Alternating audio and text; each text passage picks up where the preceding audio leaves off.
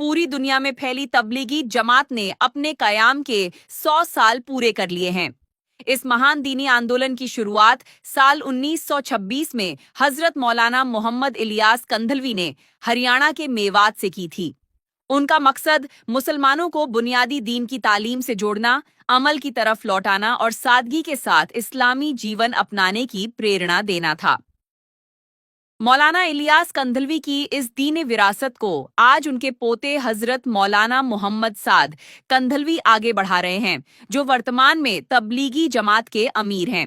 खास बात यह है कि इस वक्त वे पश्चिम बंगाल के हुगली जिले के पैनान गांव में हो रहे आलमी इज्तिमा में भी शिरकत कर रहे हैं, जिससे इज्तिमा में शामिल अकीदतमंदों के उत्साह और रूहानी माहौल में और इजाफा हो गया है।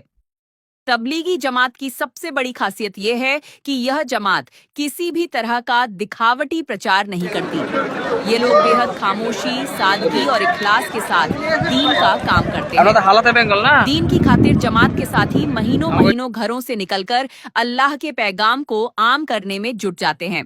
कुछ ऐसा ही नजारा पैनान गांव में हो रहे इस आलमी इज्तिमा में भी देखने को मिल रहा है, जहां देश विदेश से आए लाखों लोग पूरी तन्मयता के साथ इबादत, बयान और जिक्र अजकार में मशगूल हैं।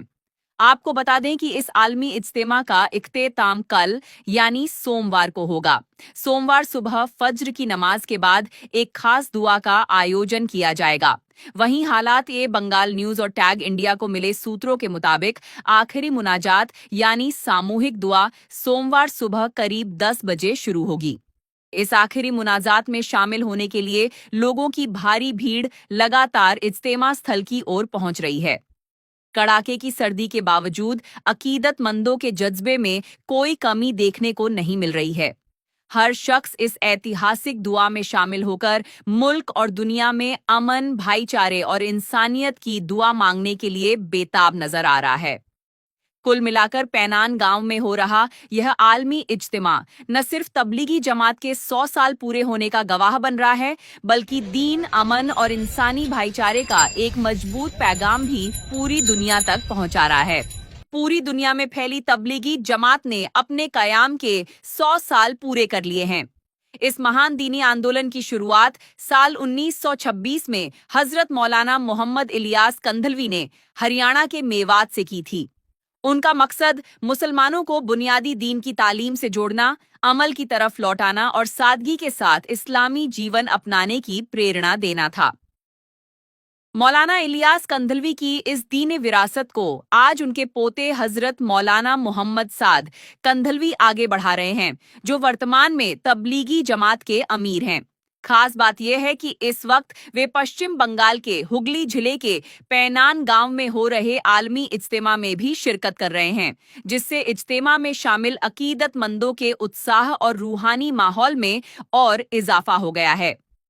तबलीगी जमात की सबसे बड़ी खासियत यह है कि यह जमात किसी भी तरह का दिखावटी प्रचार नहीं करती। ये लोग बेहद खामोशी, सादगी और इखलास के साथ दीन का काम करते हैं। दीन की खातिर जमात के साथी महीनों महीनों घरों से निकलकर अल्लाह के पैगाम को आम करने में जुट जाते हैं।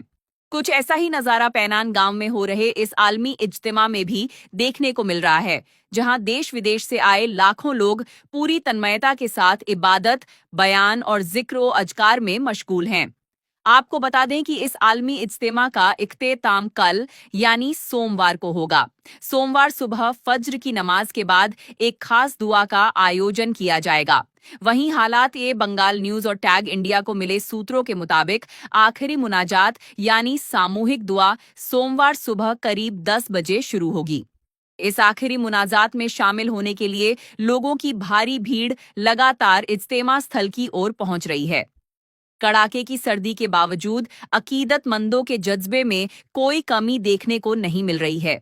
हर शख्स इस ऐतिहासिक दुआ में शामिल होकर मुल्क और दुनिया में अमन, भाईचारे और इंसानियत की दुआ मांगने के लिए बेताब नजर आ रहा है।